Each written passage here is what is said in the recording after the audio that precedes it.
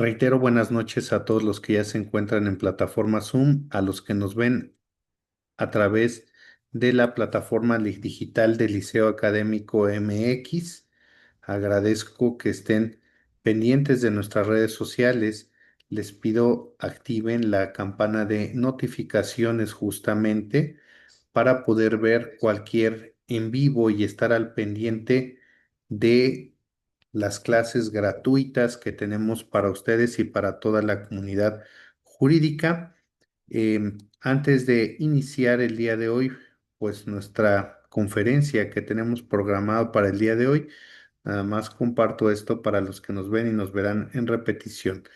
Les recuerdo que nosotros somos Liceo Académico MX. Hago especial énfasis a todos los que nos conocen y a todos los que nos favorecen estando presentes en nuestros grupos, que el único número oficial del Liceo Académico MX es el WhatsApp 22 21 14 25 79. Así que no se dejen engañar o sorprender. Agradezco a los abogados que reportan constantemente números que se hacen pasar por Liceo Académico y que no lo son. Incluso debo de decir, agradezco al abogado Alfredo Garza, públicamente le agradezco.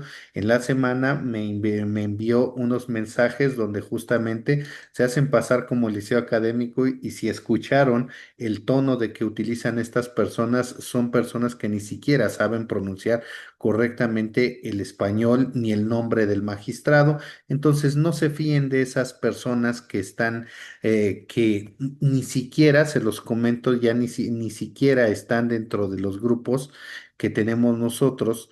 Entonces, pues los invito a que tengan cuidado sobre todo con esta situación para que no clonen sus WhatsApps. Por eso les pido que quienes gusten ingresen al canal de Liceo Académico MX. em, para ahí su información será privada. Entonces nadie más podrá clonar ningún número. Bueno, en cuanto a conferencias gratuitas, el día de hoy vamos a cerrar el curso gratuito, temas relevantes y figuras jurídicas vinculadas con el proceso penal acusatorio que impartirá el doctor en Derecho y magistrado Iván Aarón Seferín Hernández. Hoy te veremos el tema de congelamiento de cuentas bancarias. En unos momentos más le daré el uso de la voz al magistrado respecto a este curso que a lo largo de 3 meses se ha impartido de manera gratuita, el cual no ha tenido ningún costo y además de que no ha tenido ningún costo, claro, por esta última ocasión, el liceo académico no se ha beneficiado en nada de ello, tan es así que no se ha expedido constancia alguna ni se expedirá constancia de este curso que fue totalmente gratuito. Dicen que el diablo está en los detalles, por eso es que soy claro que no se van a expedir ningún tipo de constancia en relación a esto, porque lo que gratuitamente se da, pues gratuitamente se recibe y nosotros no acostumbramos a engañar a que te damos algo gratuito y te decimos, pues ahí está tu constancia. No, esa no es la idea de nosotros. Siempre ha sido la idea hablar con la verdad de las cosas. Bueno, este próximo miércoles también los vamos a invitar a que nos acompañen a la clase muestra gratuita Análisis de los presentes relevantes para la audiencia inicial que va a impartir la maestra Nancy Villafán Pérez el miércoles 28 de mayo de 19 a 21 horas. Los invito a que participen. Si no participan de nuestros cursos de paga, participen en las clases muestra. La verdad es que pueden obtener conocimiento y un conocimiento de calidad con cada uno de los ponentes. Así que los estaremos invitando. Este próximo jueves 29 de mayo de 19 a 21 horas tendremos la clase muestra gratuita Medios de impugnación en el sistema penal acusatorio previsto en el Código Nacional de Procedimientos Penales con la magistrada Cintia Montes de Oca. Así que los estaremos esperando a que nos acompañe quien guste a esta clase muestra con ella. Les decía hace un rato que, bueno, pues el próximo martes 3 de junio vamos a tener de nueva cuenta con nosotros la presencia virtual del magistrado Iván Aarón Seferín Hernández en fecha 3 de junio. de 21 a 22 horas o 23 horas, ya saben, por eso es que y además pues se consigue conservando el grupo que tenemos. Ya ahí está el ID de reunión y el código de acceso y esto ya lo estaremos haciendo público de nueva cuenta. Bueno, en cuanto a los cursos y diplomados, mañana tendremos la masterclass prueba anticipada en niños, niñas y adolescentes víctimas de delitos sexuales con la jueza Monibet Shaley López García. Será de 5 de la tarde a 8 de la noche y el precio de la masterclass es de 300 pesos. Para quien guste inscribirse, puede enviar un mensaje al WhatsApp 22 21 14 25 79. La oferta académica que tenemos para el mes de junio vamos a empezar el curso de delitos en contra de la vida y la integridad corporal, análisis de delitos en particular con casos reales, a cargo de la jueza de control y tribunal de enjuiciamiento del estado de Chihuahua, Rosicela Gutiérrez Beltrán. Los temas que vamos a abordar serán homicidio, obviamente el homicidio que es simple, homicidio calificado, las lesiones, las reglas comunes a los delitos de homicidio y lesiones, feminicidio, aborto, los elementos del tipo penal respectivo, las excluyentes del delito, agravantes y como aquí pueden ver, justamente vamos a ver extensiones típicas, datos de prueba idóneos para el dictado de un auto de vinculación a proceso. Son 5 clases por una inversión de 500 pesos los días lunes del mes de junio de 19 a 21 horas. En otro orden de ideas, vamos a iniciar también los días martes. Retomamos con el juez Gerardo Rodríguez Vega. Vamos al curso Bases, etapa de juicio oral. Aquí como lo pueden ver, perdona, disculpa, bases, etapa de juicio oral conforme al Código Nacional de Procedimientos Penales. Veremos en 4 clases la etapa de juicio, disposiciones previas y principios, dirección, disciplina y disposiciones generales sobre la prueba testimonial, testimonios especiales y prueba pericial. Las clases con él son los martes de 7 a 9 de la noche y el precio es de 500 pesos en este curso. Su inversión es de 500 pesos. Bueno, vamos a iniciar también el curso Análisis de los precedentes relevantes para la audiencia inicial, que los invitaba a la plática introductoria, que es este próximo miércoles a las 7 de la noche, con la maestra Nancy Villafán Pérez. Vamos a ver en 4 clases los días miércoles de 7 a 9 de la noche.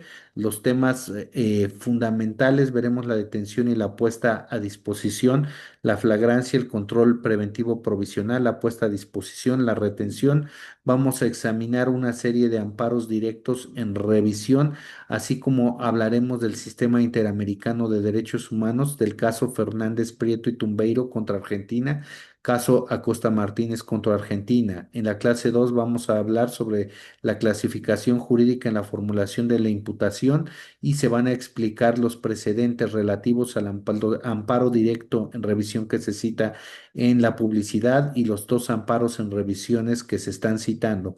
En la clase 3 veremos los precedentes respecto de las medidas cautelares, análisis de requisito y procedencia de las medidas cautelares, los amparos en revisión que se encuentran y la jurisprudencia ahí mismo. Y en la clase 4 veremos la vinculación a proceso con la jurisprudencia que se cita, la contradicción de tesis y bueno, tendrá una inversión de 500 pesos. Les estoy poniendo ya la oferta académica del mes de junio. Y bueno, pues vamos a iniciar también los días jueves del mes de junio de 7 a 9 de la noche este curso de medios de impugnación en el sistema penal acusatorio previstos en el CNPP. Vamos a estudiar el recurso innominado del artículo 258, los recursos de revocación y queja, el recurso de apelación adhesiva y reconocimiento de inocencia y los recursos en la Ley Nacional de Ejecución Penal. Este curso estará a cargo de la magistrada Cintia Montes de Oca Miranda y tendrá una inversión de 500 pesos. Bueno, los viernes, a partir del siguiente viernes 6 de junio y 13 de junio, retomamos el curso Reparación del Daño desde el Derecho Internacional, la aplicación en México y pruebas para acreditarlo, justamente que imparte la jueza Monibet Shaley López García. Los invitamos.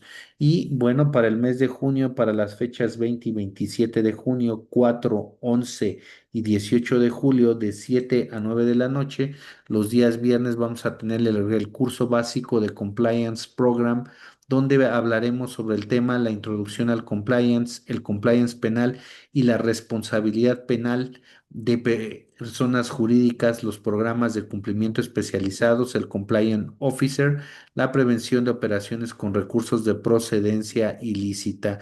Los invito a que nos sigan en redes sociales, en Facebook, en Instagram, en YouTube y en X. Y bueno, pues estando en tiempo y forma, ya se encuentra con nosotros el magistrado, a quien le voy a ceder el uso de la voz, a efecto de que, pues bueno, procede él a ilustrarnos con sus conocimientos. Hablaremos hoy sobre cuentas bancarias. Un segundo, doctor. Aquí estoy.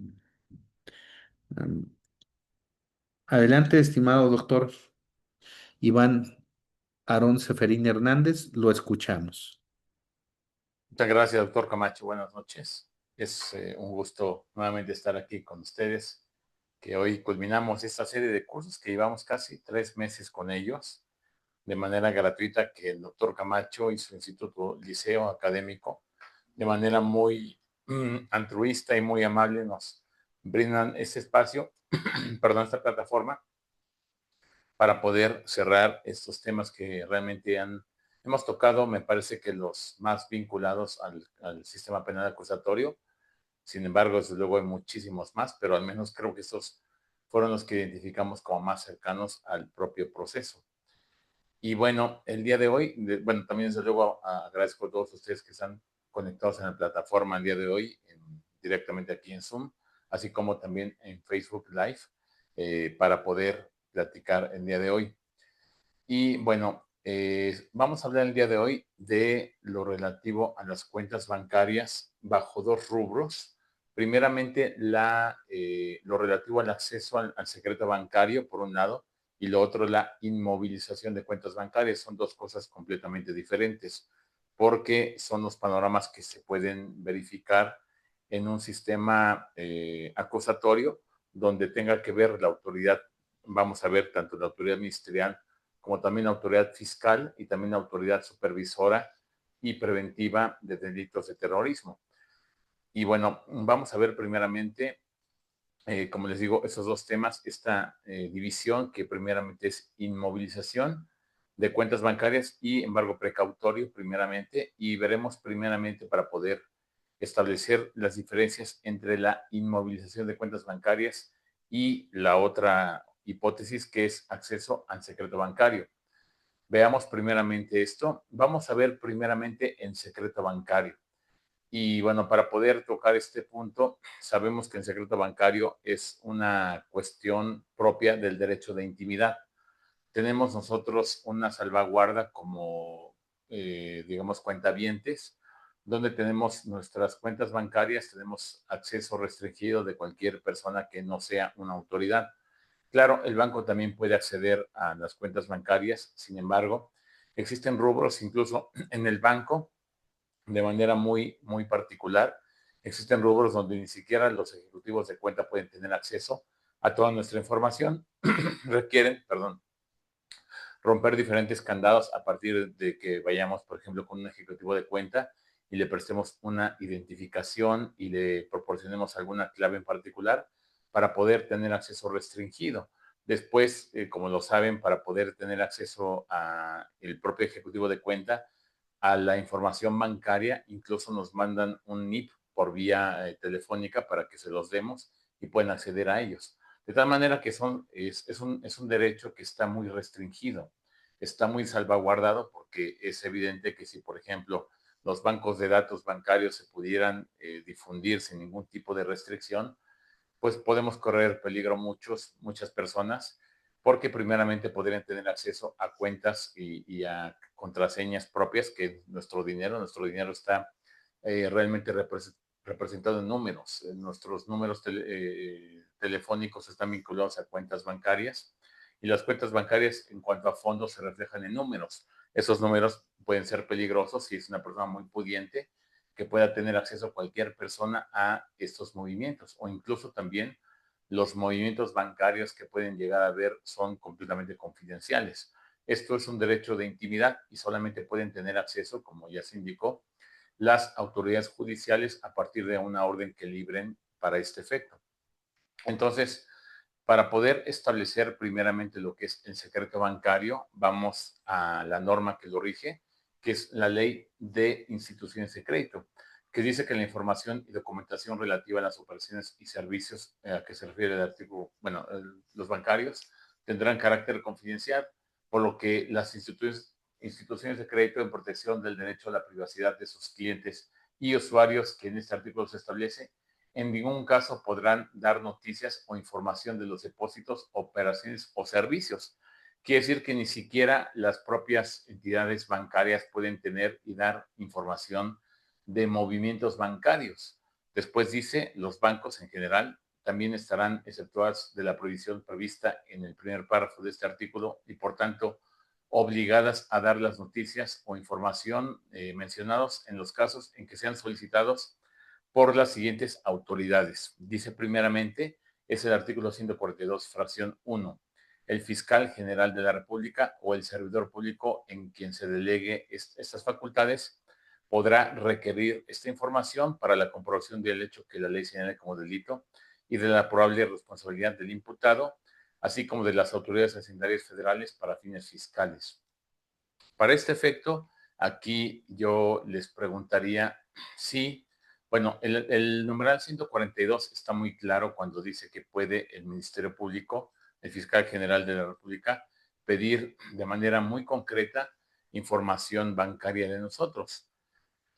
Déjenme les digo cómo en la operatividad pasa esto, o pasaba. Cuando un ministerio público, un agente del ministerio público está investigando a una persona y requería tener algún tipo de perfil bancario para poder saber los ingresos o la capacidad económica de, en lo particular, una persona, lo que hacían era simplemente librar un oficio a la Comisión Nacional Bancaria de Valores y a partir de este oficio, entonces ya la Comisión Bancaria remitía toda la información. Un simple oficio que hacía el Ministerio Público sin ningún tipo de visto bueno, ni tampoco de alguna manera tener algún respaldo de algún superior. Después se modificó un poco la ley y se decía que era el fiscal general de la República el único legitimado y podía llevarse a cabo esta petición de acceso al secreto bancario a través del fiscal general de la República o de quien delegara esta función. Para este efecto se crearon acuerdos del propio procurador en su momento, donde decía que los titulares, hablemos un poco de materia federal, los titulares de por ejemplo, las fiscalías especializadas, de las unidades especializadas eran los legitimados. Entonces, el oficio ya no lo firmaba en sí un ministerio público, sino que lo podía firmar un titular de una fiscalía. Sin embargo, como había mucho trabajo para ellos, se modificó el acuerdo del procurador y entonces podían hacerlo incluso algunos fiscales o ministerios públicos que tuvieran esta facultad. Entonces, para poder tener información bancaria de nosotros completita de todas nuestras cuentas bancarias, solamente hacía falta liberar un oficio. En este parámetro, les haría la primera pregunta a ver qué piensan. En la actualidad, les preguntaría, ¿puede el Ministerio Público sin orden judicial pedir acceso o tener acceso al secreto bancario sin que un juez medie esta cuestión? ¿Por qué lo digo? Porque fíjense lo que dice el numeral específicamente 142, que nos dice la fracción 1, que tiene acceso al secreto bancario el fiscal general de la República o el servidor público en quien se delegue facultades para requerir la información para la comprobación del hecho que la ley señale como delito y la probable responsabilidad del imputado. Entonces, la ley los legitima para poder tener esta autorización, bueno, más bien para poder solicitar el secreto bancario, el acceso al secreto bancario sin orden judicial. Les pregunto, en la actualidad, según lo que ustedes han verificado en la práctica, ¿creen que el fiscal puede todavía pedir información del secreto bancario sin orden judicial o requiere necesariamente orden judicial? ¿Qué piensan al respecto? Los leemos por medio del chat. Sí, claro, en chat, por favor.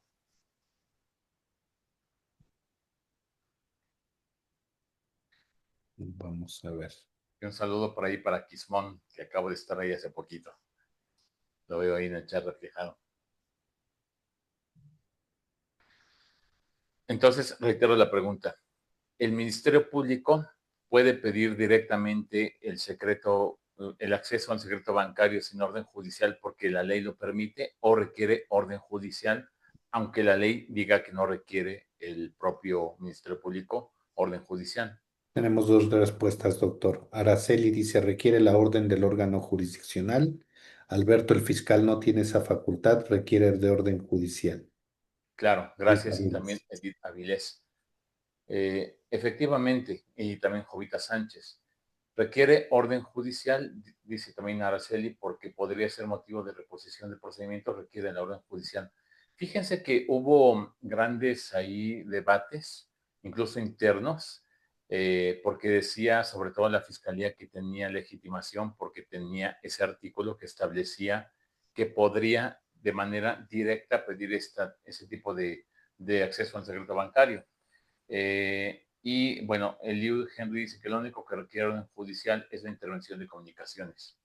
Entonces, el fiscal, amparándose en el 142, fracción 1 de la Ley de Instituciones de Crédito, decía que sí tenía esta facultad y pedía entonces a la Comisión Bancaria que remitiera la información.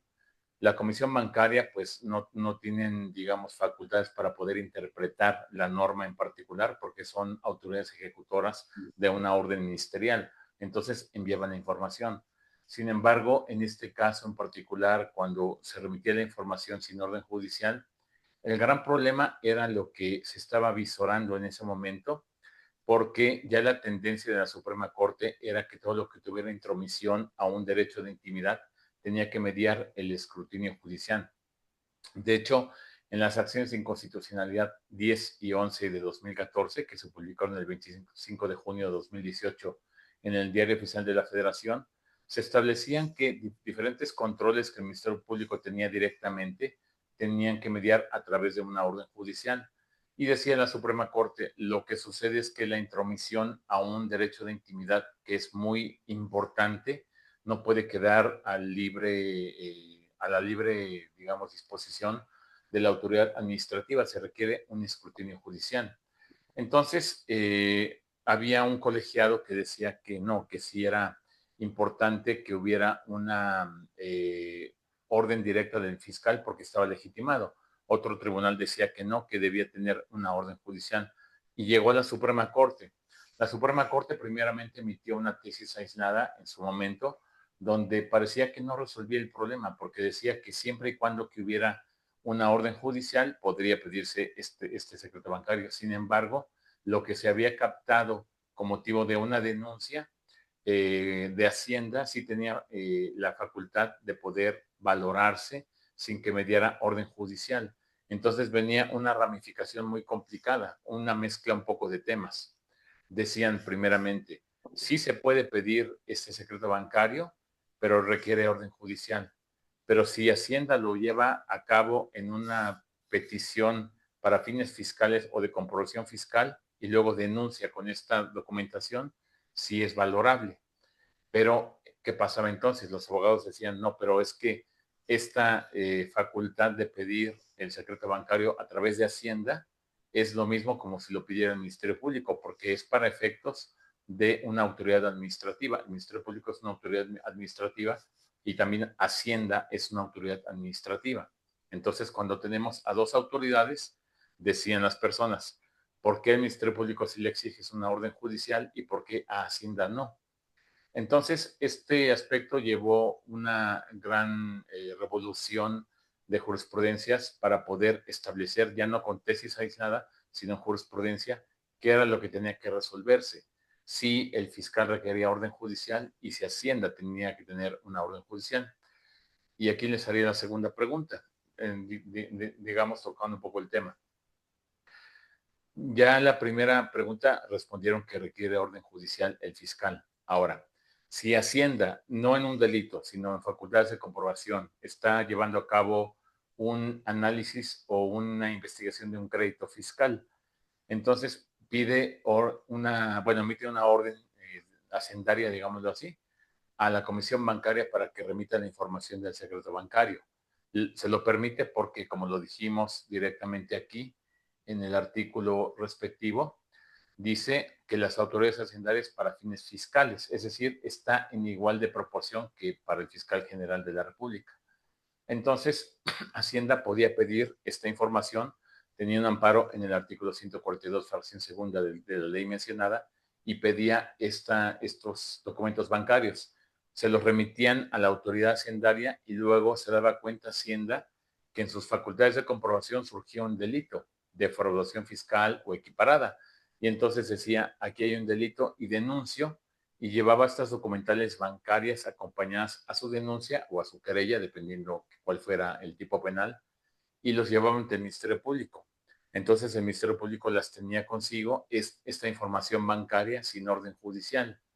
La pregunta es, actualmente la Fiscalía tiene que pedir orden judicial para legitimar esta información que obtuvo Hacienda sin orden judicial, o con el simple hecho de que ya Hacienda lo pidió, puede valorarse como una documental sin ningún problema, aunque no se ratifique mediante una orden judicial.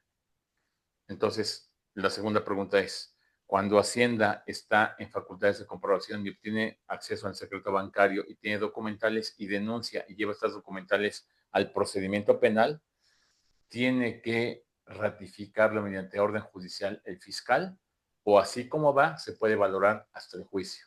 ¿Qué piensan al respecto en la segunda postura? Los leemos. Igual entonces leemos, por favor. A ver. ¿Cómo se va? A ver, vamos a, tiene que ya comenzaron a fluir las respuestas, doctor. Dice, ¿cómo se valora en juicio salvo el crisol de la intermedia? Sí se tiene que ratificar para formalizar los datos de prueba. Son las dos respuestas que tenemos. Ok. Digamos que con criterios encontrados, porque el iniciado Liu Henry dice que como va, se valora en juicio, salvo el crisol de la intermedia. Claro, el crisol de la intermedia es que se admita para efecto de juicio. Y Edith Avilés dice que de plano se tiene que ratificar para formalizar los datos de prueba. Entonces, por un lado, se valora como documental pública y por otro lado, no es viable, se tiene que ratificar. Son dos posturas. Piensan, bueno, ahí tenemos, digamos que un empate. ¿Qué pensarían los demás? Tiene que ratificarse mediante una orden judicial. ¿Por qué ratificarse? Bueno, hablemos un poco de la figura, como por ejemplo cuando la fiscalía hace una geolocalización en tiempo real y entonces está siguiendo a una persona por la urgencia y después va con el juez a que ratifique o califique de legal esa intervención de comunicaciones. Aquí sería algo parecido. La pregunta sería que si tiene que ratificar o calificar de legal esa intromisión de Hacienda en el secreto bancario. Dice, Dice la doctora Concepción que se valora como va, y Antonio Hidalgo que no basta con que el fiscal ratifique la información, debe haber orden judicial previa y luego valoración del juez para que tenga validez como prueba en juicio, ratificar. Si se dan cuenta, se inclinan más a ratificar la propia documental y no que se trate de que sea una documental pública, solamente dos posturas. Dice Liu Henry es que la ratificación es incompatible con la naturaleza de la documental. Bien, vamos a ver la primera cuestión, la primera postura con relación a la jurisprudencia que ya emitió la Suprema Corte. Eh, es jure et jure, no creo que sea jure et jure, yo creo que es, no creo que sea una presunción jure et jure, yo creo que sí, sí se admite prueba en contrario. Pero a ver, vamos a ver. Es que la presunción jure et jure es difícil que en penal prospere. Se tiene que calificar de legal como prueba idónea. Considero que se debe ratificar porque es también autoridad administrativa y la información debe ser ordenada en su entrega por la autoridad judicial. Vamos a ver la primera jurisprudencia, donde puede el Ministerio Público solicitar acceso al secreto bancario sin orden judicial. Recordemos, primera pregunta, Ministerio Público. La respuesta es no, claro, dado que la primera sala de la Suprema Corte en la jurisprudencia que estoy poniendo ahí en registro digital es el 20-27-468 de rubro secreto bancario, el artículo 142, fracción 1 de la Ley de Instituciones de Crédito, vulnera el derecho a la vida privada, estableció que requiere necesariamente orden judicial. Estamos hablando entonces que cuando el Ministerio Público requiere acceso al secreto bancario, Entonces requiere a su vez orden judicial. Lo que dice aquí la Suprema Corte es que este artículo 142, fracción 1, es inconstitucional porque vulnera el derecho a la vida privada. Y en términos generales se establece que se requiere orden judicial porque la intromisión es tan palpable que se requiere que exista un filtro judicial, un escrutinio judicial previo para poder entonces llegar a este contexto. Entonces, sí, claro, cuando hablamos del Ministerio Público, es una técnica de investigación. El fiscal quiere tener acceso al secreto bancario y entonces ya no pide a través de un oficio. Cuando ya, a partir de esta jurisprudencia, cuando el Ministerio Público le pide directamente a la Comisión Bancaria información bancaria, ya la propia Comisión Bancaria puede decir, yo no puedo porque hay una jurisprudencia que me obliga a mí a no entregarte información a menos que exista una orden judicial. Entonces la Comisión Bancaria ya tiene un soporte jurisprudencial para poder negarse a entregar directamente la información al Ministerio Público. Aunque se la pidan de esta manera, realmente la Fiscalía ya no lo hace.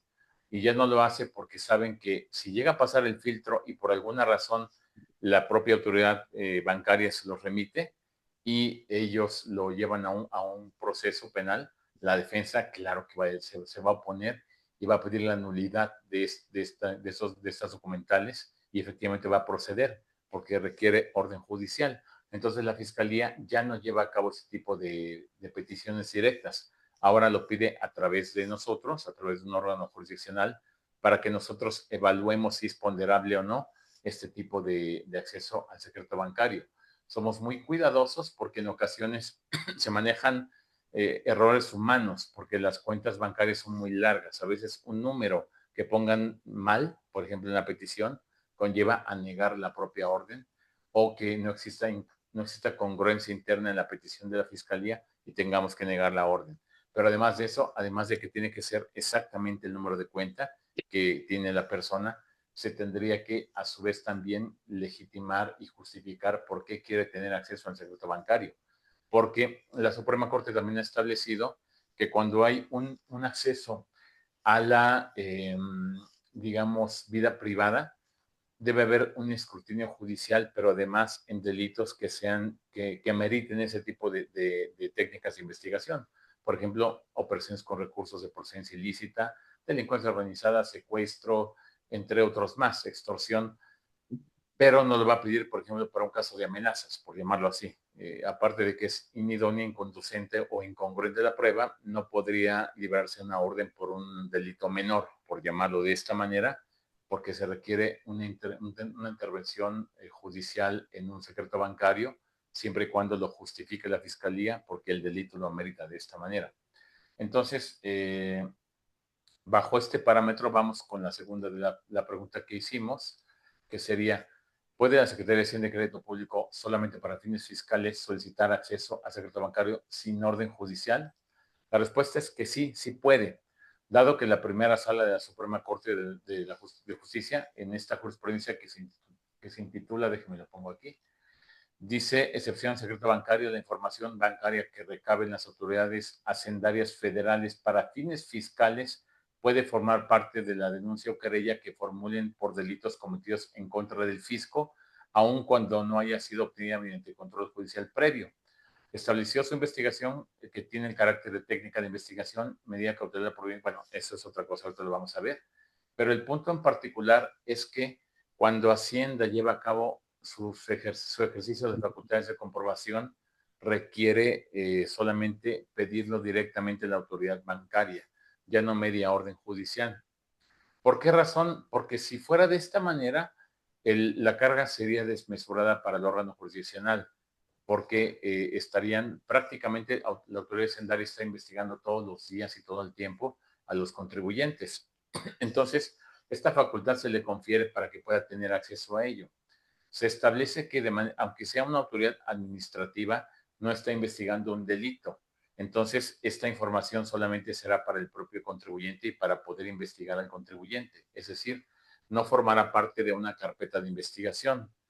Sin embargo, si en el camino se da cuenta la autoridad hacendaria que sí existe un delito, puede acompañar esas documentales a su denuncia para que a través de estas documentales se puedan valorar ya no requiere que se ratifique, sino que solamente con el hecho de que la haya pedido fuera de un proceso. Esto es muy importante.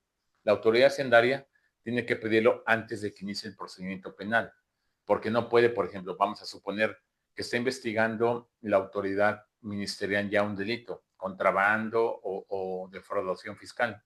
Y en ese inter, la autoridad hacendaria inicia una comprobación de un crédito fiscal y no pide orden judicial y luego lo acompaña como prueba al procedimiento penal. Eso no es correcto, sino que más bien tiene que acompañar a la denuncia, es decir, la autoridad hacendaria tiene que pedirlo sin orden judicial, digámoslo así, la autoridad bancaria, lo va a remitir la autoridad bancaria y solamente va a ser para fines fiscales. Pero si en el camino se encuentra con un delito, podrá denunciar acompañando esas documentales. Si bien las dos son autoridades administrativas, en el caso de Hacienda no está investigando un delito. Por tal razón, quizás el 1% de la información que pida bancaria va a llegar a un procedimiento penal. El restante del 99% va a ser solamente para fines fiscales. Por eso es que no se requiere que se ratifique si Hacienda lo pidió en sus facultades de comprobación. Entonces tenemos dos rubros. En el rubro penal siempre se va a tener que pedir orden judicial por parte de la Fiscalía, pero en el rubro fiscal la autoridad hacendaria no requiere orden judicial porque, como les digo, va a obtener directamente la información para fines fiscales. Pero si en el 1% de los casos se da cuenta que es un delito, podrá acompañar esas documentales y no se requiere que se ratifiquen en ese contexto. Claro, desde luego, esto entra en un parámetro de secrecía en la carpeta de investigación porque es información bancaria, pero a final de cuentas no requiere orden judicial la autoridad hacendaria. Eso fue lo que definió la Suprema Corte. Entonces, en un momento atendemos las preguntas para al final, como lo hemos hecho, y si las van poniendo, todas las vamos a responder sin ningún problema. Y bueno, entonces nos iríamos en el sentido, bueno, ya entonces pudimos definir que cuando es la autoridad hacendaria no requiere orden judicial para fines fiscales, pero el Ministerio Público sí, ya lo definió la Corte y esta jurisprudencia debe tener 2 meses apenas, acaba de salir hace poco o 3 meses y bueno, ya es la que está vigente en la actualidad. Ahora vamos a hablar de otra postura, bueno, de otra hipótesis que está vinculada con el tema de hoy, que ahora es ya no solamente tener acceso al sistema bancario, sino a inmovilizar cuentas bancarias. ¿Cuáles son las hipótesis para ello? Y vamos a ver esto. Se puede pedir como técnica de investigación, como providencia precautoria, como medida cautelar o para prevenir y detectar actos o misiones de terrorismo y operaciones con recursos de procedencia ilícita. Vamos a ver cada una de ellas para poder establecer este contexto. Primeramente vamos al aspecto penal, porque aquí vamos a mezclar el derecho penal con el fiscal y con el administrativo. Vamos al derecho penal. Como técnica de investigación, el Ministerio Público, según el Código Nacional, dice que el Ministerio Público, bueno, el Ministerio Público o a solicitud de la policía podrá ordenar la suspensión en el aseguramiento de cuentas, título secreto, es decir, que podrá congelar cuentas bancarias de manera directa según el artículo 242. Entonces, bueno, a ver, vamos a ver aquí. Nos dice, ese es el Código Nacional, sigamos el 242, nos dice que el Ministerio Público podrá ordenar el congelamiento de cuentas bancarias o la inmovilización de cuentas bancarias. De aquí surgiría la pregunta, ¿puede el Ministerio Público inmovilizar una cuenta bancaria sin orden judicial? ¿Qué piensan ustedes? Ya dijimos que para tener acceso al secreto bancario se requiere orden judicial. La pregunta es, ¿para poder inmovilizar las cuentas bancarias requiere orden judicial o no? ¿Qué piensan al respecto? Pues ahí nos están poniendo que sí, doctor. Que sí, que requiere orden Sí, judicial. sí, Igualmente, sí. Alberto, Se Karina y requiere. Pablo. Ok, hay uniformidad en esto. Bien, perfecto. Fíjense que este dato es bien importante. La verdad son las bases como técnica de investigación, ¿no? Conforme el 2, me imagino que el 2 se refiere al, al artículo 2 del Código Nacional. 21 constitucional, pienso que no, porque es una medida cautelar. Bueno, a ver, primero vamos a definirlo. Es una técnica de investigación primero. Tendríamos que verificar si el juez aprueba la medida, de ahí el permiso del juez.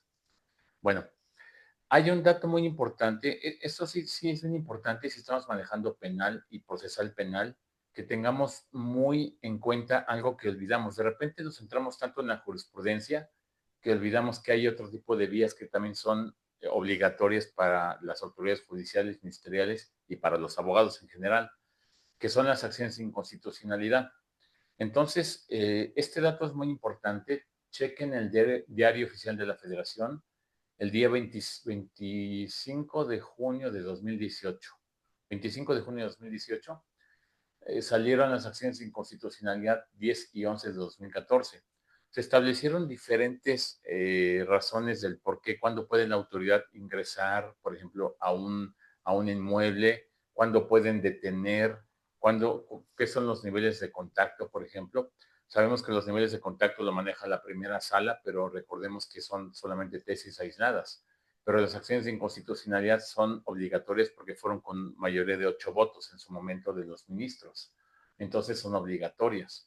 Y estableció diferentes parámetros. En ella fue, por ejemplo, porque antes se podía pedir una geolocalización, aunque no lo crean, había peticiones de geolocalización por delitos menores. Me tocó a mí ver en su momento, cuando vi este delito, una petición por bigamia. Es decir, la esposa quería saber dónde estaba el desgraciado infiel y pidió una geolocalización para ver qué había hecho los últimos 6 meses su esposo. Evidentemente se lo negamos. Entre esos parámetros hubo diferentes jueces que decían, pues yo se lo otorgo, está en la norma, ¿no? Pero ¿cuál era la cuestión aquí? La proporcionalidad. No podríamos tener un mecanismo del Estado tan exhaustivo como es, por ejemplo, pedir una geolocalización o entrega de datos conservados del teléfono ante un delito menor. Solamente había que tener una proporcionalidad de delitos de mayor envergadura. ¿Y cómo sacábamos esto o por qué lo pensábamos así? Era porque la figura nació antes del Código Nacional, nació en el Código Federal de Procedimientos Penales. Si no me equivoco, era el artículo 133 más o menos, el Código Federal de Procedimientos Penales, que establecía que se podía pedir una geolocalización o una entrega de información del equipo telefónico, lo manejaba así más o menos el artículo, pero decía en los delitos de mayor envergadura, bueno, decía delincuencia organizada, violación, secuestro, homicidio, extorsión. Esos 5 rubros los manejaba el Código Federal de Procedimientos Penales, los maneja aún, porque aunque es un código abrogado, todavía sigue en vigencia para los asuntos de trámite conforme al sistema mixto. Entonces, esa figura, el Código Nacional la copia del Código Federal, y cuando se establece aquí, el Código Nacional no acota qué delitos son, pero entonces la Corte dice, es que haciendo una homologación de los dos sistemas y haciendo un ejercicio de proporcionalidad, efectivamente, para que haya una geolocalización o una entrega de datos conservados, debe ser un delito de mayor envergadura, porque si no todo el mundo estaría sabiendo la información de su prójimo, ¿no? Les digo, en bigamia, pues la esposa para saber si el maldito fue infiel, ¿no? Entonces, era muy complicado.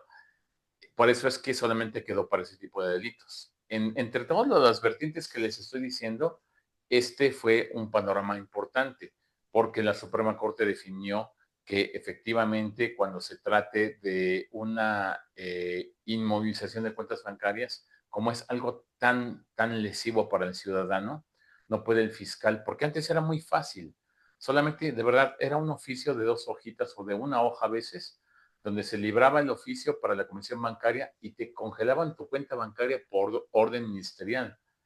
A veces también había abusos por parte de la fiscalía, donde había un tema personal con alguien y yo solamente hacía un oficio y pues le congelaba las cuentas a quien yo quería pues molestarlo, ¿no?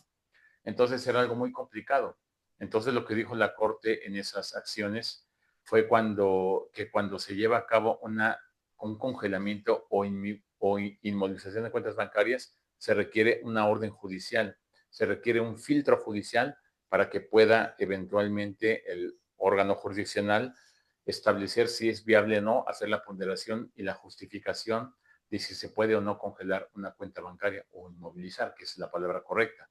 Entonces, aquí la respuesta, claro, como lo han dicho todos, es que es no, dado que el Pleno de la Suprema Corte, en la acción de inconstitucionalidad 10-2014 y su acumulada 11-2014, estableció que el artículo 242 del Código Nacional de Procedimientos Penales es inconstitucional, de tal manera que entonces sí se requiere orden judicial para poder congelar una cuenta bancaria. Y bueno, entonces esto estamos hablando cuando hablamos de una medida cautelar.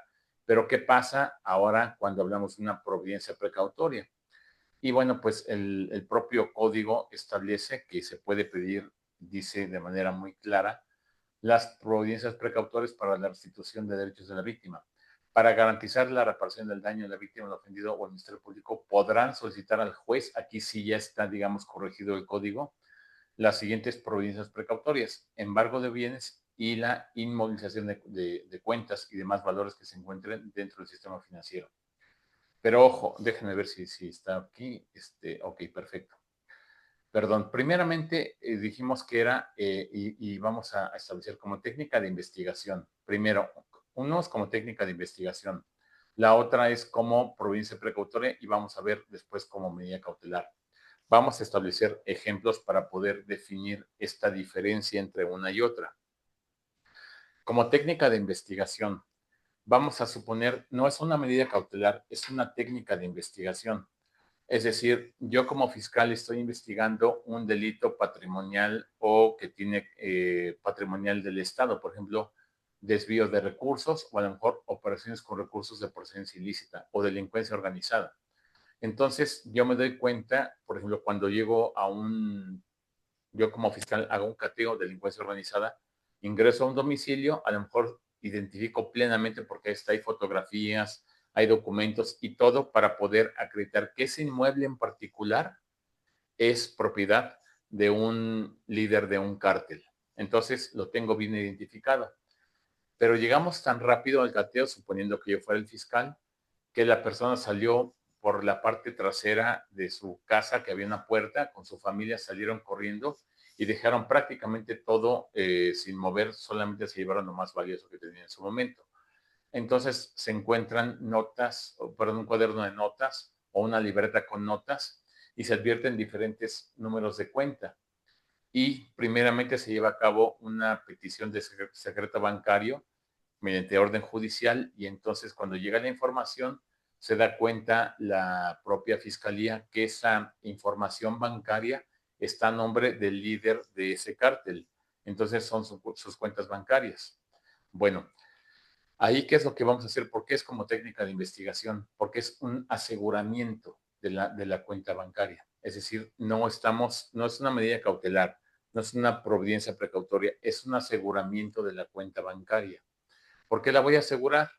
Ah, bueno, porque la Ley Federal contra la Delincuencia Organizada me establece que todos los bienes donde la persona se acredite que el líder o una persona de la delincuencia organizada es dueño de un bien o se conduce como dueño, se podrá asegurar mediante orden judicial. Entonces, lo que yo voy a hacer primeramente es verificar que esta cuenta pertenezca a esta persona. Cuando veo que es así, entonces voy a pedirle al juez que me permita asegurar esa cuenta bancaria para inmovilizarla. Pero recordemos aquí, esto es porque no es medida cautelar, no es providencia precautoria, es aseguramiento de una cuenta bancaria. Y lo estoy asegurando para que el líder del cártel no mueva sus cuentas bancarias y no tenga medios económicos para poder moverse. Quizás podrá tener por otros medios, pero en este caso en particular, como ya descubrí estas cuentas, se las voy a inmovilizar como aseguramiento de las cuentas. Por eso es como técnica de investigación. Entonces, en el primer rubro estamos hablando de una técnica de investigación que es el aseguramiento de cuentas, que dicen el congelamiento de cuentas, aseguramiento de cuentas. Entonces, yo le pido como fiscalía, le pido a la autoridad judicial que me permita asegurar esas cuentas y como le demuestro que es el líder del cártel que vengo investigando y que ya tengo identificado, el juez me va a liberar la orden y yo voy a congelar esa cuenta o esas cuentas bancarias. Entonces, eso va a durar prácticamente durante toda la investigación, porque se trata precisamente de una técnica de investigación. ¿Por qué no es una medida cautelar? Porque todo el mundo dirá, bueno, es que también es una medida cautelar, es para preservar el proceso. No, no es una medida cautelar, porque recordemos, para que se pueda imponer una medida cautelar, se requiere que, como presupuesto, la formulación de imputación. Yo no puedo fijar una medida cautelar si no se ha formulado la imputación, pero como estoy apenas en investigación inicial, es decir, ante el Ministerio Público, todavía no judicializo la investigación, puedo yo asegurar este tipo de cuentas en la etapa de investigación inicial ministerial, porque si fuera medida cautelar tendría que requerir la formulación de imputación. Entonces se trata de aseguramiento de una cuenta. Estamos en sede ministerial. Ahora vamos a ver la siguiente hipótesis, que es lo que estábamos viendo aquí, que es providencia precautoria. Aquí ya el artículo del Código Nacional está diseñado precisamente para poder establecer que es mediante orden judicial y es el embargo y la inmovilización o congelamiento de cuentas bancarias y demás valores. Bueno, ¿qué es la providencia precautoria? Recordemos que su naturaleza es garantizar la reparación del daño. Cambiemos ahora el ejemplo. Se trata de un desvío de recursos públicos. Entonces, a lo mejor un gobierno estatal, que es el que se vio vulnerado con este desvío de recursos, le dice a la fiscalía, es que este desvío de recursos es por 100 millones de pesos. Y la cuenta de la persona imputada tiene 100 millones de pesos porque ahí se lo transfirieron. Entonces, si tú permitas que él saque ese dinero, si tú permites que saque el dinero, mi reparación del daño va a peligrar. Entonces te pido a ti, fiscal, que le pidas a su vez al juez que fije una providencia precautoria. Entonces ya estamos en sede judicial. ¿Qué va a pedir el Ministerio Público? Ah, bueno, pues entonces va a ir con el juez y le va a decir, señor juez, hay un desvío de 100 millones de pesos aquí y conforme a la información que previamente te pedí de secreto bancario, veo que hay 100 millones de pesos en la cuenta del imputado, de la persona investigada. Entonces te pido una providencia precautoria, es decir, que me ayudes a garantizar la reparación del daño y me permitas congelar o inmovilizar esta cuenta para que los 100 millones de pesos desviados del erario público no se vayan a sacar de la cuenta y peligre la reparación del daño. El juez va a justificar primeramente que efectivamente la persona es probablemente responsable del delito y segundo que este dinero tiene que ver con la posible reparación del daño para que entonces pueda decretar la providencia precautoria. Pudiera ser, por ejemplo, también que fuera un embargo. El embargo, vamos a hablar ahora de las reglas del embargo. El embargo puede ser, por ejemplo, cuando la persona no tiene dinero en el banco y entonces a lo mejor tiene una casa y a lo mejor hay un fraude por 100 millones de pesos, ¿no? Por 10 millones de pesos. Entonces hay un fraude y se da cuenta la fiscalía mediante el secreto bancario que no hay ningún tipo de cuenta bancaria a nombre del imputado. Entonces va a pedir el embargo de su casa para garantizar la reparación del daño. Eso, recordemos que para todo lo que sea garantizar la reparación del daño sería precisamente para efecto de que haya, en este caso en particular, una garantía de que se va a reparar el daño mediante una providencia precautoria. Es muy diferente la primera hipótesis.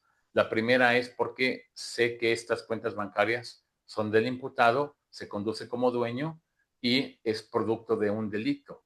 Entonces, como es producto de un delito, yo lo voy a asegurar las cuentas para que no peligre, digámoslo así, el producto del delito. Es que yo no quiero entrar mucho en este tema, pero siempre pensamos que hay un solo decomiso en materia penal en el sistema jurídico mexicano.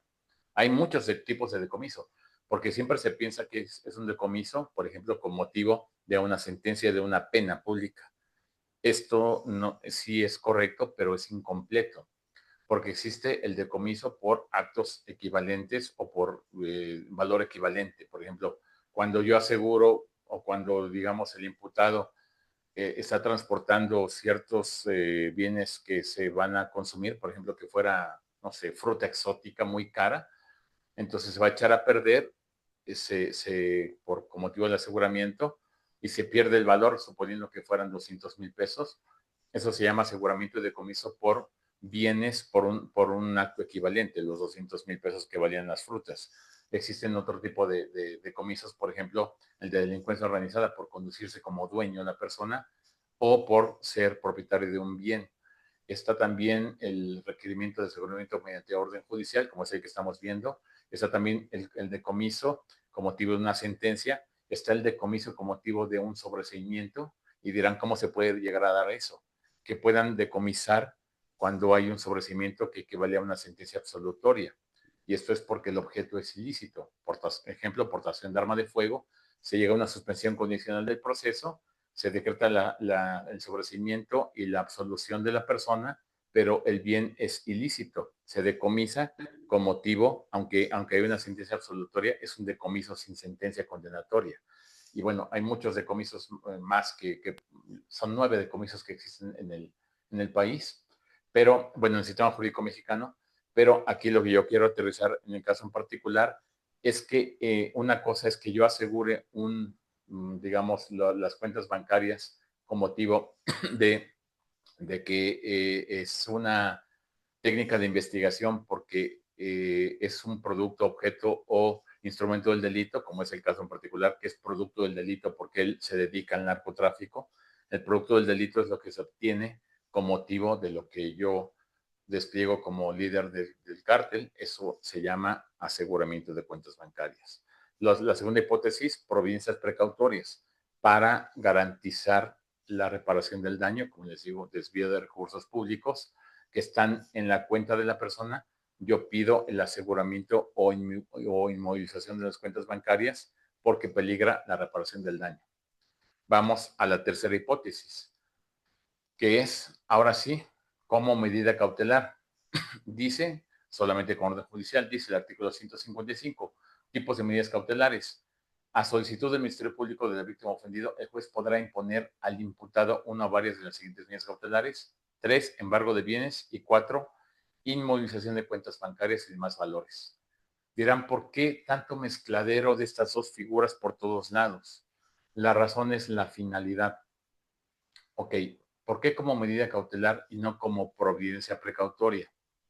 Olvidémonos de que se trata de un delito patrimonial. Es un delito de violación y violación agravada, pero la persona tiene mucho dinero. Entonces él tiene un avión privado que tiene en el aeropuerto donde él puede agarrarlo y subirse e irse a donde sea. Entonces, lo que va a hacer el Ministerio Público es peligra el proceso porque se va a evadir, va a obstruir el proceso, se nos va a fugar. Entonces te pido el embargo del avión como medida cautelar. O bien, por ejemplo, puede ser que no tenga un avión, pero tiene mucho dinero el señor, no es un delito patrimonial, les digo, es violación, pero él solamente puede moverse a través de transferencias bancarias o dinero que puede mover en sus cuentas. Entonces, ¿qué va a hacer la fiscalía? Le va a pedir al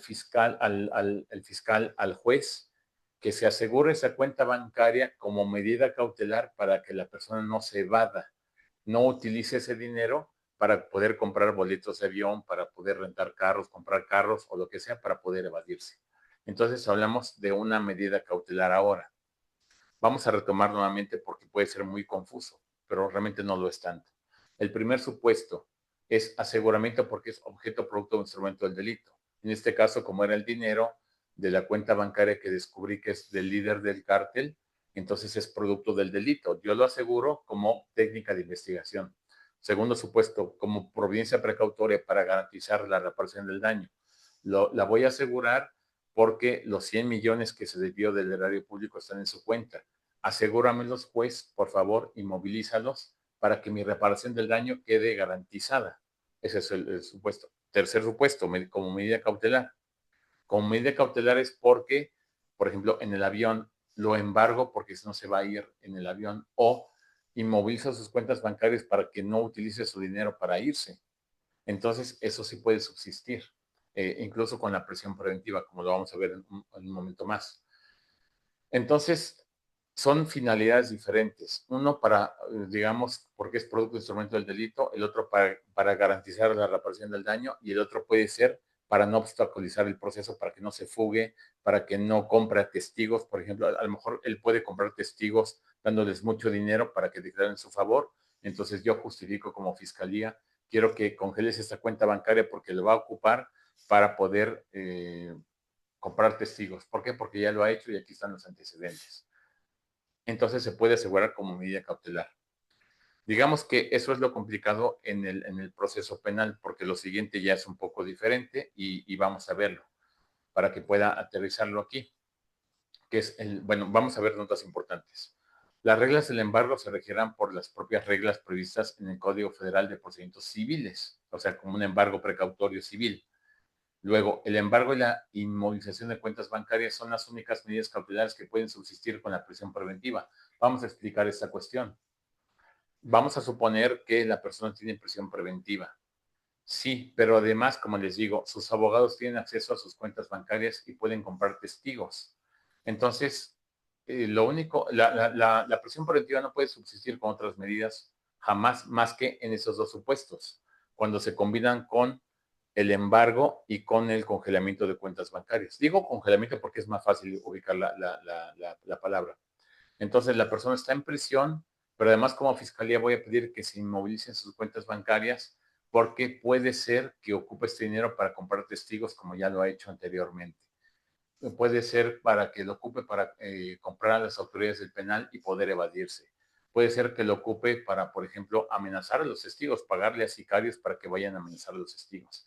Entonces yo puedo tenerlo en prisión y aparte congelar su cuenta bancaria, sí se puede. O embargarle, por ejemplo, algún tipo de bien, también es viable que se pueda llevar a cabo esto.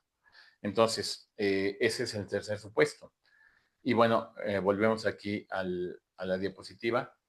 Luego dice, si son medidas cautelares, pueden durar el tiempo que el órgano jurisdiccional estime pertinente. Claro que puede ser, como les digo, todo el proceso. Eso dependiendo de la orden judicial, de cómo lo pida la fiscalía. Luego, la última cuestión que no tiene que ver directamente con un proceso penal, directamente, pero sí puede llegar a tener una relación eventualmente. La cuarta es para prevenir y detectar actos o omisiones de terrorismo y operaciones con recursos de procedencia ilícita. Eso lo lleva a cabo la UIF, la Unidad de Inteligencia Financiera, y está en el artículo 115. Las instituciones de crédito deberán suspender de forma inmediata la realización de actos, operaciones o servicios con los clientes o usuarios que la Secretaría de Hacienda y Crédito Público les informe mediante una lista de personas bloqueadas que tendrá el carácter de confidencial. La lista de personas bloqueadas tendrá la finalidad de prevenir o detectar actos, omisiones u operaciones que pudieran ubicarse en los supuestos de los artículos referidos para la fracción 1 de este artículo. Es decir, vamos a salirnos un poco del proceso penal, porque el proceso penal ya vimos que hay, son tres vertientes, como aseguramiento, como producto, objeto o instrumento del delito, como reparación del daño por prudencia precautoria o medida cautelar cuando se trata de poder asegurar el proceso. Pero esta vertiente cuarta se aleja un poco del proceso penal. Tenemos indicios, dice la autoridad hacendaria, la unidad de inteligencia financiera, de que esta persona está lavando dinero o de que esta persona está financiando el terrorismo. Entonces, ¿qué pasa? La han escuchado en las noticias. La UIF ordenó congelar las cuentas bancarias de. Entonces, esto es porque la unidad de inteligencia financiera congela las cuentas bancarias de una persona porque hay indicios de que está cometiendo dos delitos: operaciones con recursos, lavado de dinero o también terrorismo. Entonces, ¿qué es lo que va a hacer al respecto? Y vamos a ponerlo aquí a través de preguntas como lo venimos haciendo. ¿Puede la unidad de inteligencia financiera inmovilizar cuentas bancarias sin orden judicial? Esta es la pregunta la última pregunta que haríamos el día de hoy. ¿Puede la UIF inmovilizar cuentas bancarias sin orden judicial? ¿Qué creen ustedes? ¿Se requiere orden judicial o no se requiere orden judicial? La unidad de inteligencia financiera requiere que el juez apruebe este congelamiento de cuentas bancarias o tiene que pasar por el escrutinio judicial. ¿Qué creen ustedes? ¿Que sí se requiere orden judicial o no se requiere orden judicial? Los leemos igual. Leemos. No se requiere de orden judicial, Marcela Mesa. Ujú. Muy bien. Marcela dice que no se requiere orden judicial. Yo creo que no, porque se lleva ya una investigación, tal vez puede irse Alicia y Héctor. Bien, en mi opinión, sí se requiere orden judicial, y sí se requiere orden judicial, sí puede sin orden judicial, dice Araceli, y si se requiere, dice Karina. Bien, ahora, fíjense, si vamos a que sí se requiere orden judicial, estaríamos hablando que quién la va a pedir. La unidad de inteligencia financiera le pediría al juez. Sin embargo, la autoridad hacendaria, la UIF en particular, no es parte en el proceso penal ni procedimiento penal. ¿Cómo podría pedirlo si no es parte en un procedimiento penal? Dirían, bueno, pues ante un juez administrativo, pero un juez administrativo tendría que ver en naturaleza administrativa, pero aquí la UIF está actuando con acciones, digámoslo así, materialmente penales, porque está investigando delitos o frenando delitos de operaciones con recursos o también terrorismo. Entonces es materialmente penal, pero si no es parte de un procedimiento penal, ¿cómo puede pedirle a un juez este tipo de intervención? Y se dice por ahí, dicen ahí que por medio de la fiscalía, pero entonces tendríamos que pedirle a la fiscalía que hiciera este tipo de petición. Fíjense que eso está bien interesante y vamos a ponerlo aquí. La respuesta es que sí puede, sin orden judicial, dado que la ley de instituciones de crédito contempla un mecanismo de defensa en el artículo 116 bis 2 para poder ejercer el derecho de defensa. Pero déjenme lo pongo lo que sigue. Sin embargo, la segunda sala de la Suprema Corte de Justicia de la Nación, en esa jurisprudencia, que ahí les pongo el registro digital, que es el 2016-903, ha establecido que solo debe acontecer este tipo de inmovilización cuando una autoridad internacional expresamente lo solicita. Entonces, a ver, vamos a ver aquí. Vamos a desenmarañar todo esto. La unidad de inteligencia financiera no es parte del procedimiento penal, no podría pedirlo a un juez. Dicen que a través de la fiscalía. Bueno, aquí el punto en concreto, si se dan cuenta, es que debe haber, en este caso en particular, un procedimiento de defensa. Por ejemplo, cuando la fiscalía aseguraba una cuenta sin orden judicial, no había un acto de defensa en sí, más que todo el procedimiento penal que iba a culminar con una sentencia. Entonces, ¿qué pasaría aquí? La unidad de inteligencia financiera dice, yo tengo estos indicios de que esta persona se dedica al terrorismo o al lavado de dinero, entonces congelo sus cuentas bancarias sin orden judicial. ¿Por qué?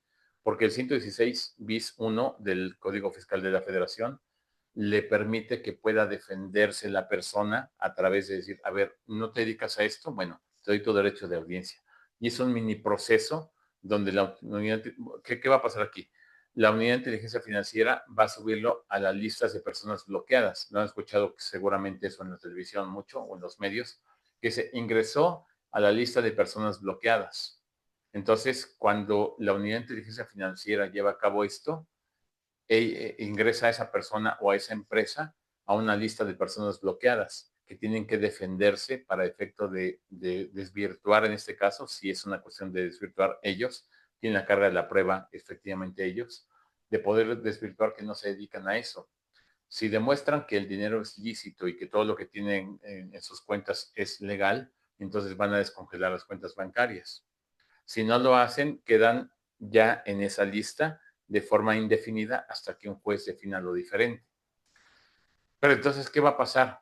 Dirían, bueno, es que con el simple hecho de que haya una denuncia por operaciones o por terrorismo, bueno, terrorismo realmente ha habido casos de terrorismo en México reales, pero como procedimientos todavía no hay tal cual es de terrorismo, pero sí hay de operaciones con recursos. Con el hecho de denunciar a una persona que Hacienda lo denuncie por operaciones con recursos, ya podrían congelar su cuenta sin orden judicial porque precisamente la unidad tiene esta facultad y permitirle que se defendiera. Dice la segunda sala, bien, sí puede asegurar sin orden judicial, sin embargo, para que haya una debida, digamos, salvaguarda de sus derechos, debe mediar necesariamente una petición internacional. Déjenme les explico en qué consiste esta cuestión. Hay veces que Estados Unidos dice que hay una persona que está financiando al terrorismo o que a lo mejor está lavando dinero de manera internacional. Entonces, por ejemplo, Estados Unidos le dice a la Unidad de Inteligencia Financiera, por favor te pido que congeles sus cuentas bancarias. ¿Qué va a pasar cuando hay esta petición internacional o bilateral con otro estado fuera de México? Pues entonces se puede congelar sin orden judicial. ¿Por qué razón?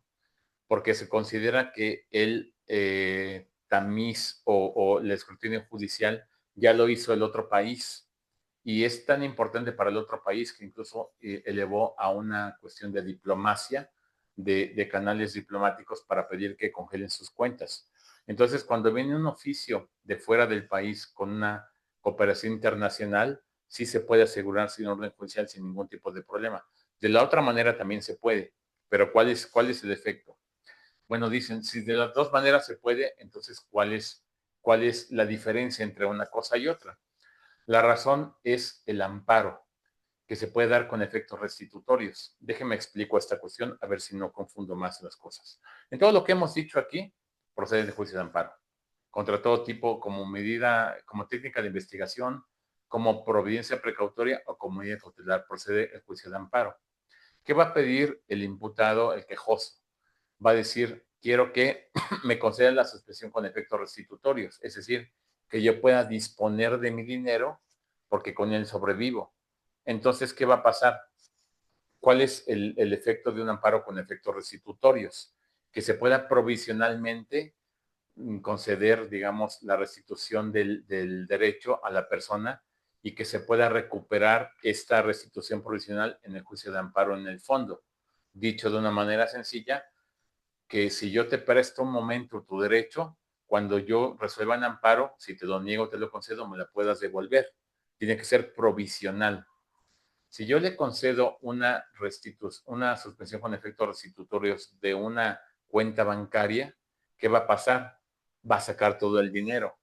Y si yo le niego el amparo, pues si se niega el amparo y se ordena el congelamiento de cuentas bancarias, va a estar en ceros. Entonces, esta restitución, esta suspensión con efectos restitutorios, en términos generales es muy peligrosa cuando son cuentas bancarias, porque si restituimos temporalmente las cuentas bancarias, va a sacar todo el dinero. Entonces hice la segunda sala.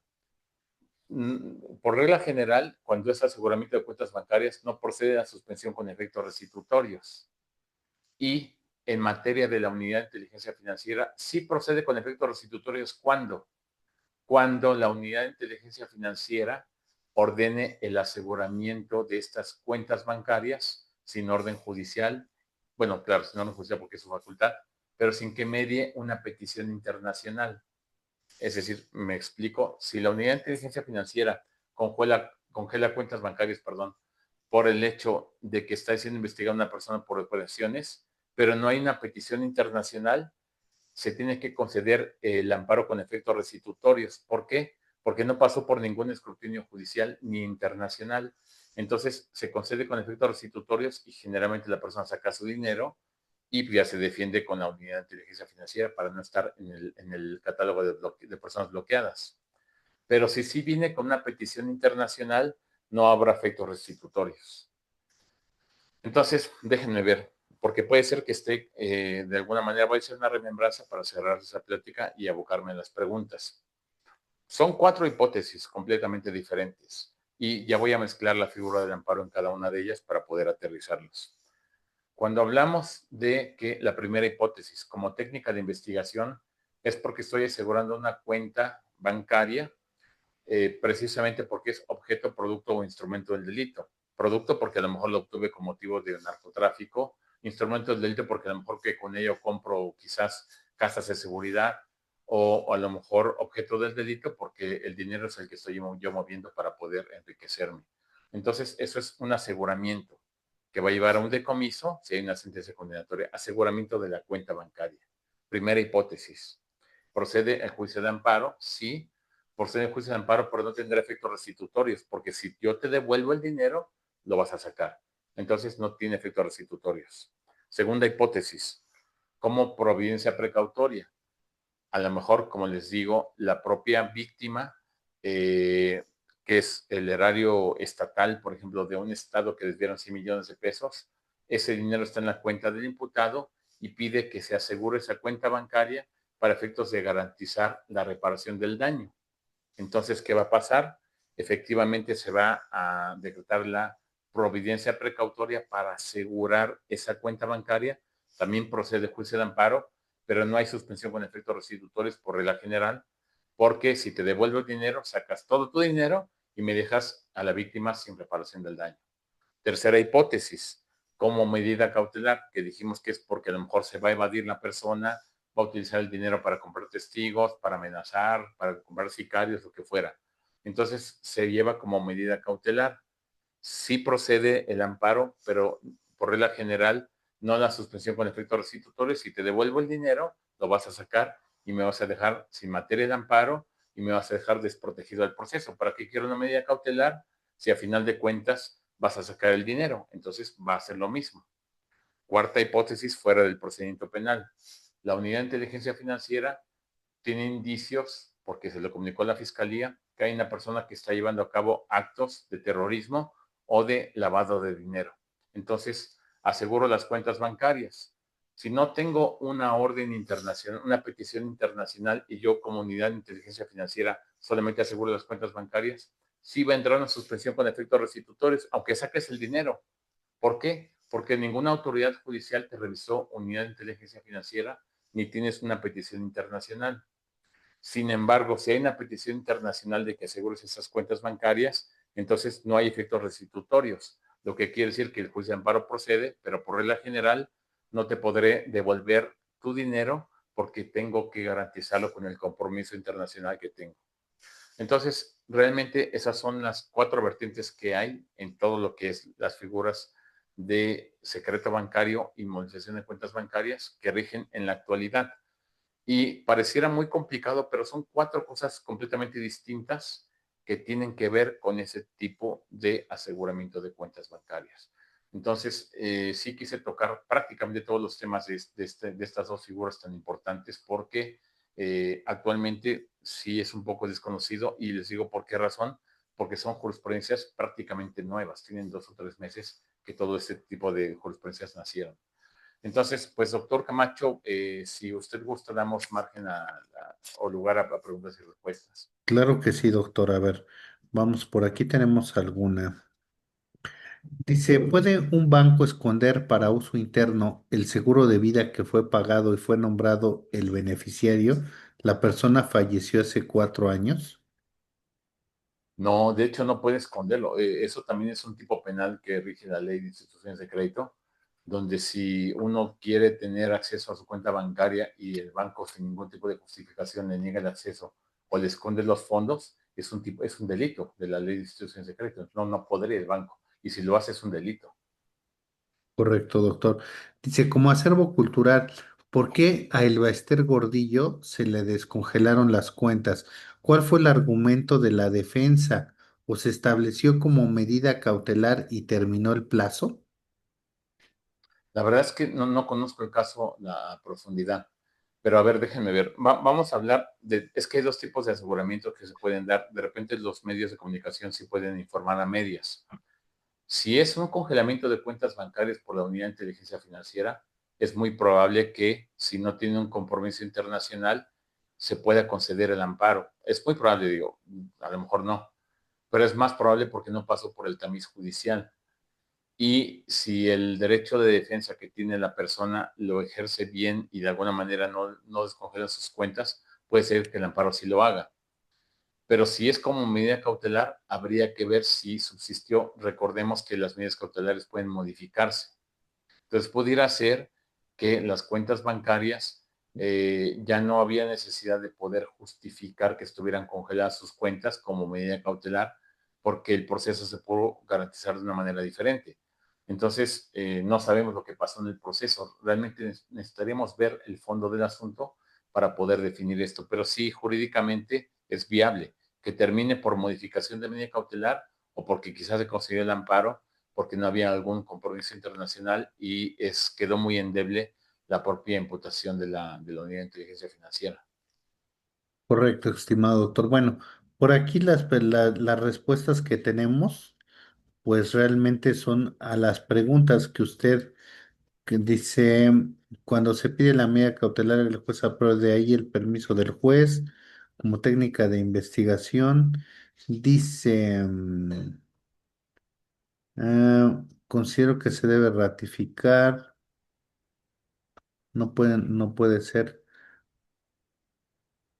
Por lo que veo, doctor, ya lo que tenemos aquí en el chat ya son más que nada contestaciones a lo que usted, a las preguntas que hizo. Y para los amigos del Facebook Live, también, bueno, pues hicieron sus propias reflexiones, dando contestación a lo que usted ya nos vino explicando.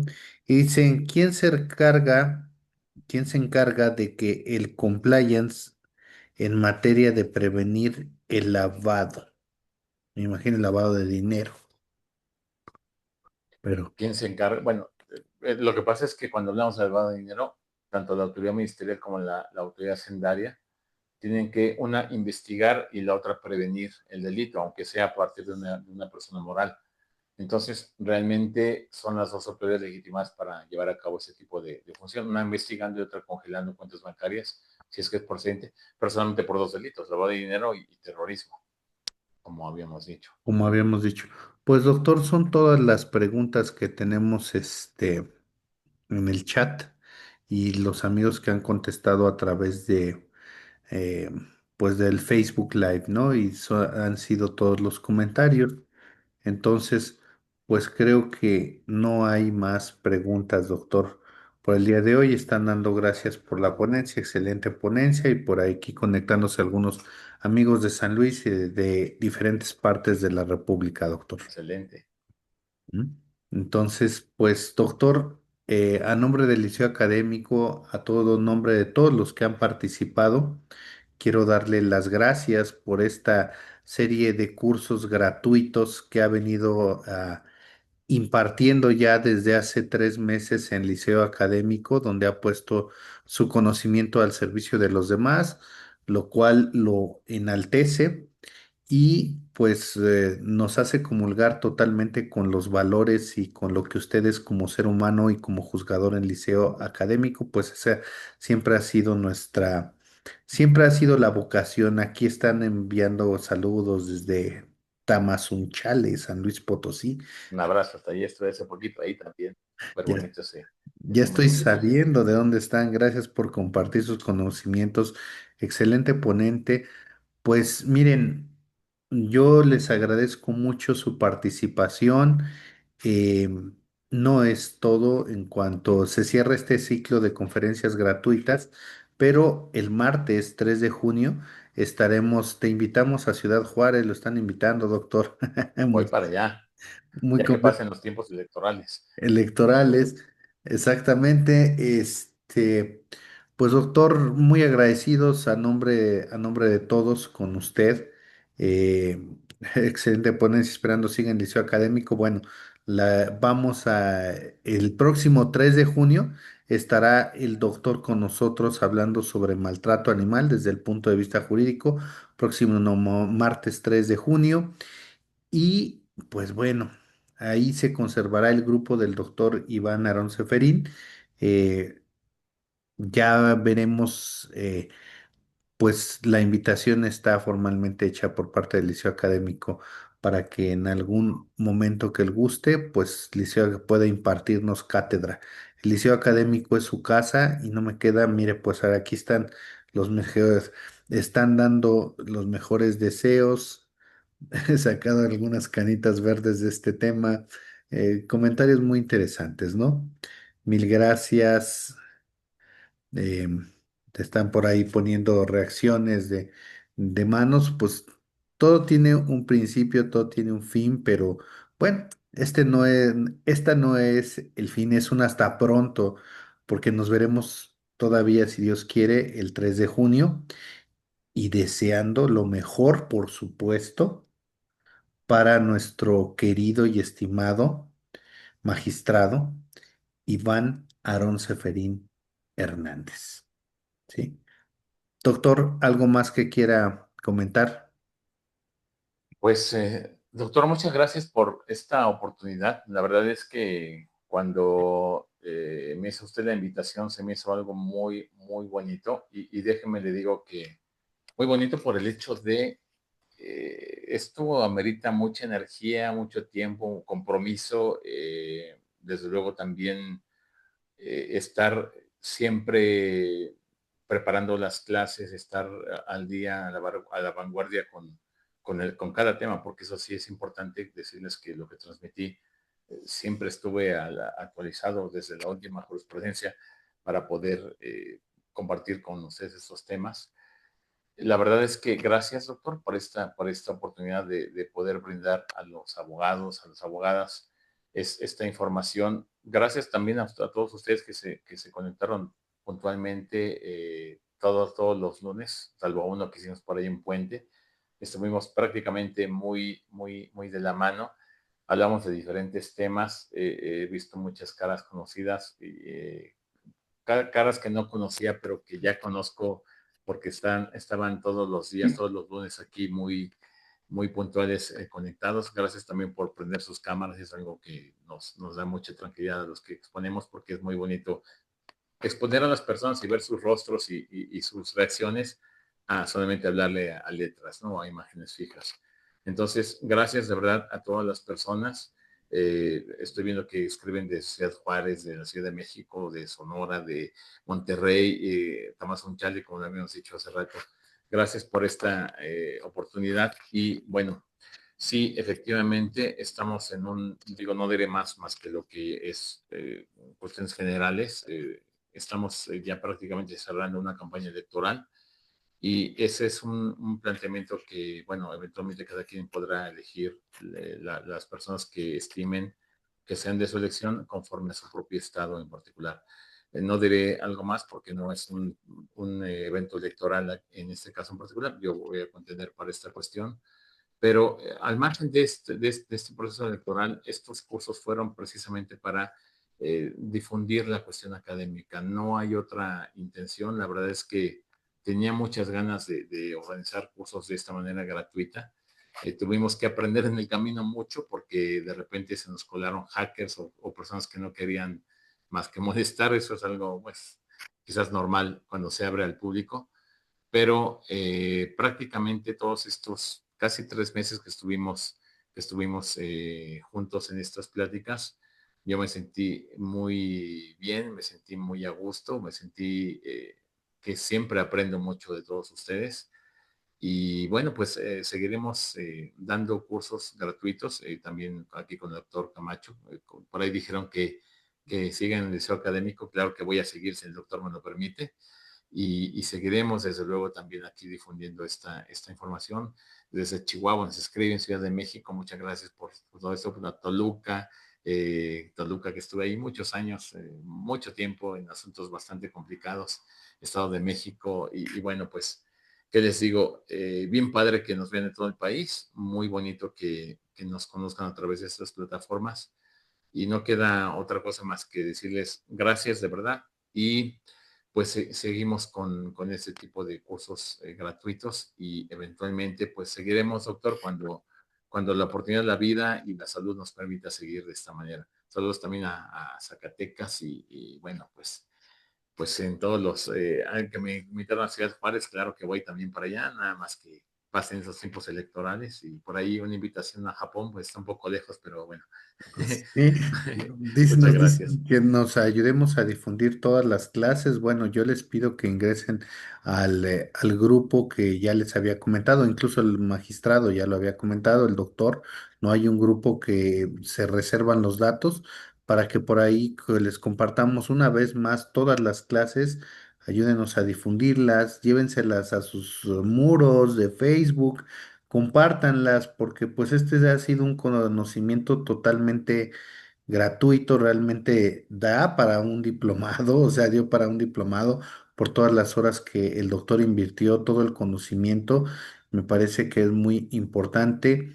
Y yo nada más a lo único que los exhorto que este 1 de junio no nos venza la apatía como gremio y que tomemos la mejor decisión, la elección en cuanto a elegir a los candidatos que consideremos sean los más adecuados, los más idóneos, los más preparados.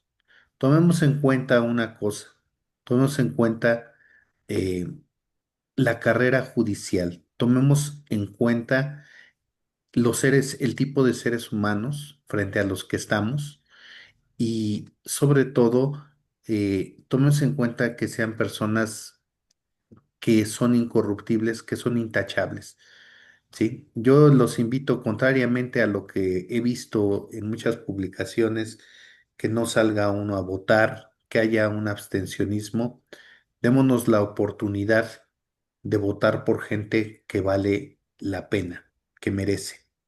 ¿Sí? El país está en un momento caótico, sin embargo, pues la esperanza nunca muere, así que yo los invito a que vayan a las urnas este 1 de junio y como ciudadanos que somos de la República, es nuestra obligación, les recuerdo, no, es una obligación el ir a votar. Hagamos conciencia, hagamos por los mejores, votemos por los mejores y pues simplemente el Liceo Académico se complace mucho de que el magistrado y doctor Iván Aarón Seferín Hernández nos haya acompañado durante 3 meses compartiendo sus conocimientos de manera gratuita.